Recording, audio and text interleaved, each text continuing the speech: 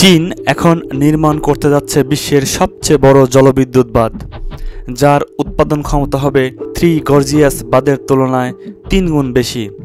এই প্রকল্পটি বাস্তবায়িত হলে এটি পুরো উপমহাদেশের জীবনধারার বড় ধরনের পরিবর্তন আনতে পারে। ভারতের দক্ষিণ, বাংলাদেশের উপকূল এবং তিব্বতের মালভূমি সংলগ্ন এলাকায় কোটি কোটি মানুষের জীবন সংকটের মধ্যে পড়তে পারে। তিব্বতে চীনের উচ্চবিলাসী এই প্রকল্প ইতিমধ্যেই উত্তেজনা সৃষ্টি করেছে। এই বাঁধ থেকে জলবিদ্যুৎ উৎপাদনের সম্ভাবনা কতটা বিপজ্জনক তা নিয়ে প্রশ্ন উঠেছে।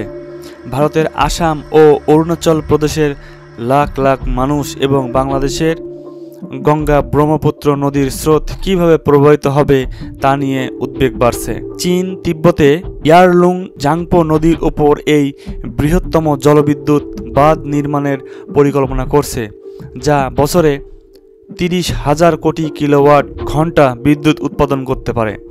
এটি হবে বিশ্বের সবচেয়ে বড় জলবিদ্যুৎ প্রকল্প, যার উৎপাদন ক্ষমতা 3 গর্জিয়াস বাঁধের চেয়েও অনেক গুণ বেশি।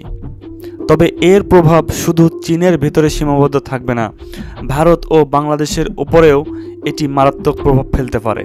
যদি প্রকল্পটি বাস্তবায়িত হয় তবে ব্রহ্মপুত্র নদী পানি প্রবাহে পরিবর্তন আসতে পারে, যা ভারত ও বাংলাদেশের জন্য একটা বড় সংকট ডেকে আনতে পারে। চীনের পাওয়ার কনস্ট্রাকশন কর্পোরেশন ইতিমধ্যেই জানিয়েছে এই প্রকল্প তাদের কার্বন নিরপেক্ষতার লক্ষ্যে গুরুত্বপূর্ণ ভূমিকা রাখবে।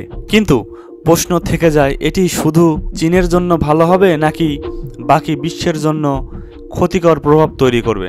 একটি বাঁধ নির্মাণ মানে শুধুমাত্র বিদ্যুৎ উৎপাদন নয়, বরং এর সঙ্গে পরিবেশ, মানুষ এবং জীবন বৈচিত্র্যের ওপরও ব্যাপক প্রভাব পড়ে।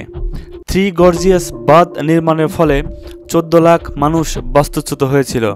তিব্বতের এই নতুন বাঁধ প্রকল্পেও কি এমন পুনরাবৃত্তি ঘটবে? চীনা কর্মকর্তারা দাবি করছে এই প্রকল্পের ফলে তিব্বতের পরিবেশ এবং পানির প্রবাহে বড় কোনো পরিবর্তন আসবে না। তবে ইয়ারলুং জাংপো নদী তিব্বত থেকে ভারতের অরুণাচল প্রদেশ ও আসামের মধ্য দিয়ে বাংলাদেশে প্রবাহিত হয়।